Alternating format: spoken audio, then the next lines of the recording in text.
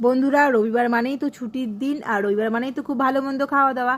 তো রবিবারের একটা মিনি ব্লগ নিয়ে তোমাদের সামনে চলে এলাম। তো দেখো, সকালে আশিপাশি কাজ শেষ করে সকালে ব্রেকফাস্ট করে তো রান্নাঘরে চলে এসেছি। তো রান্না বান্না শুরু করে দিয়েছি। কি রান্না করছি আজকে এটাই তোমাদের সাথে চলো শেয়ার করি।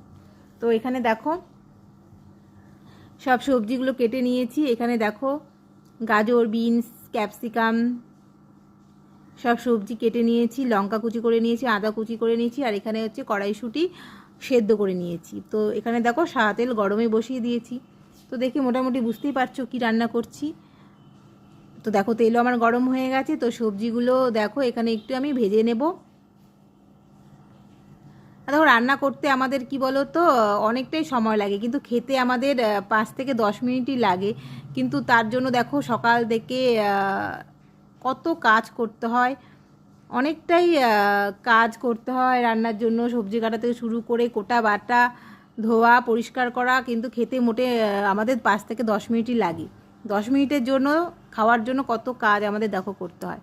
তো উপায় নেই, করতেই হবে। তো কথা বলতে বলতে দেখো সবজিগুলো আমার ভাজা হয়ে গেছে।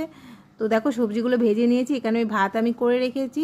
তো সেই ভাতের মধ্যে দেখো আমি একটু গরম মশলার গুঁড়ো আর একটু চিনি, নুন অল্প দিয়ে রেখেছিলাম। তো সেই দেখো সবজি ভাজা যেহেতু হয়ে গেছিলো, তো দেখো সেই ভাতটা যে করে রেখেছিলাম সেটা এর মধ্যে দিয়ে দিলাম। দিয়ে দেখো এর মধ্যে পরিমাণ মতো আমি একটু নুন আর একটু দিয়ে দিলাম। আগে একটু নুন দিয়ে রেখেছিলাম। আর কড়াইশুঁটি যেহেতু আমি সেদ্ধ করে রেখেছিলাম, কড়াইশুঁটি সাধারণত আমি সেদ্ধ করে রাখি, সেদ্ধ করলে খুব ভালো হয়। তো দেখো কড়াইশুঁটি দিয়ে দিলাম। এবার সব উপকরণগুলো খুব সুন্দর করে মিক্স করতে হবে। আর শীতকাল মানেই তো খুব সুন্দর সুন্দর সবজি পাওয়া যায়, অনেক রকম সবজি পাওয়া যায়। আর এসব সবজি দিয়ে ফ্রাইড রাইস হলে তো সাথে কথাই নেই, রবিবারটা খাওয়াটা জাস্ট জমে যায়। তো দেখো সব দিয়ে আমি এখানে পরিমাণ মতো ঘি, গরম মশলার গুঁড়ো দিয়ে খুব সুন্দর করে এখানে মিক্স করে নেব।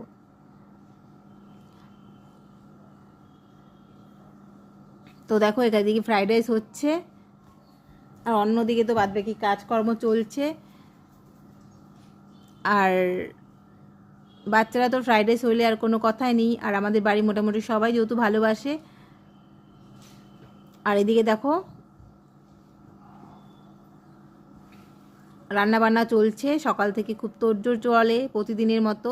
আর রবিবারটা অতটা তাড়া থাকে না, যেহেতু রবিবারটা একটু ছুটির দিন, তাই আস্তে আস্তে কাজ করলে অসুবিধা নেই। এদিকে রান্না বান্না চলছে, অন্যদিকে দেখো এদিকে কাজকর্মগুলো করে নিচ্ছি। আর ঠান্ডাটা বেশ ভালোই পড়েছে বলো বন্ধুরা। আর এই ঠান্ডার দিনে